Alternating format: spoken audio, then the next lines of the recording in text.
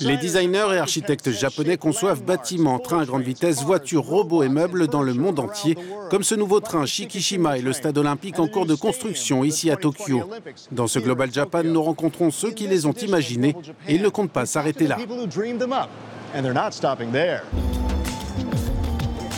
Commençons par ce projet phare, le stade destiné aux Jeux Olympiques d'été 2020 qui permettra d'accueillir 60 000 spectateurs. Sa caractéristique la plus remarquable, c'est probablement l'utilisation de bois traditionnels japonais. Ce stade comportera 2000 mètres cubes de bois dont la plupart sera sur le toit. On peut déjà en voir une partie sur la charpente métallique. Sa mise en place se déroulera en 4 étapes. Son architecte, le japonais Kengo Kuma, a signé d'innombrables projets dans 20 pays différents, dont ce bâtiment commercial du centre de Tokyo, où l'essence de cyprès du Japon, ou Shinoki, est omniprésente. Le Shinoki était considéré comme le plus beau des bois, mais aussi le plus solide. Il a aussi une odeur particulière. C'est la raison pour laquelle de nombreux sanctuaires et temples japonais sont construits en Shinoki.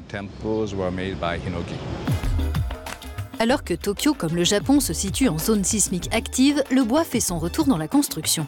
L'architecte a travaillé avec l'aide d'ingénieurs du génie civil et de modèles informatiques pour l'intégrer à cette structure résistante aux tremblements de terre.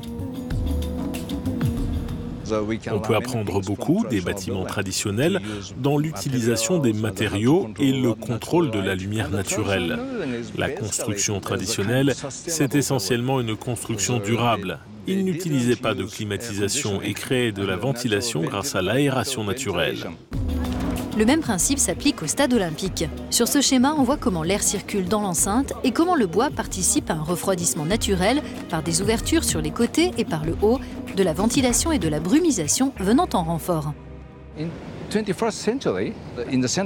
Au XXIe siècle, dans le centre de Tokyo, nous avons besoin de bois, de texture chaude selon moi. Et donc, j'ai essayé de combiner les structures contemporaines avec le bois. Le bois n'a pas qu'une fonction esthétique, il est aussi utilisé pour la structure du bâtiment.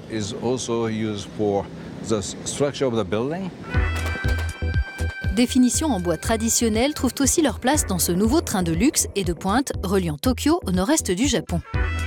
Le Shikishima, c'est son nom, transporte 30 passagers à bord de 10 wagons composés de chambres particulières, de suites et de salons. Ken Okuyama s'est inspiré de l'Orient Express pour inventer ce train aux lignes traditionnelles et modernes. On est parti de l'idée de redessiner le patrimoine culturel japonais pour l'avenir. C'est le premier point. Et il y a aussi cette expérience du train de luxe qui n'existe nulle part ailleurs et dans aucun autre moyen de transport. Dans le premier wagon, l'architecte Kengo Kuma a apporté sa touche personnelle. Dans la première voiture, tout est blanc sauf le tapis de Kengo Kuma. Et on l'appelle koke. C'est comme s'il y avait de l'herbe au sol. Vous voyez cette vitre, elle permet de voir aussi par ici. C'est vraiment fantastique de voir à travers toute cette nature, ce paysage, la ville, par l'avant du train. On y trouve aussi des innovations étonnantes, comme celle qui évite que l'eau de votre bain ne déborde en cas d'arrêt brutal du train. L'architecte s'est rapproché de Kawasaki, qui parvient déjà à maintenir l'huile stable sur ses motos. Ils ont eu l'idée d'utiliser cette technologie pour qu'il n'y ait pas de vagues dans la baignoire, pour qu'elle ne déborde pas. C'est merveilleux. Ken Okuyama a lui-même un lien particulier avec le Shikishima. Il est originaire de la région de Tohoku, que le train traverse et qui a été durement frappé par le séisme et le tsunami en 2011. Nous voulons, grâce à ce train, donner une nouvelle énergie à la région de l'Est du Japon. Nous avons intégré tous les matériaux, dont le bois, mais aussi la céramique et les tissus qui sont fabriqués dans ces territoires où passe le train. L'architecte a remporté de nombreux prix en dessinant des voitures, des montres, de l'argenterie et des lunettes. Son cabinet, qui regroupe 50 personnes, travaille notamment sur la transformation de villes comme Nagasaki et sur d'autres projets de trains.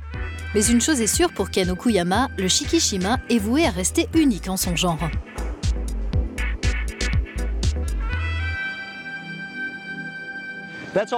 C'est la fin de ce Global Japan. Nous serons bientôt de retour pour parler du karaté qui devient sport olympique et de l'art japonais de la cérémonie du thé.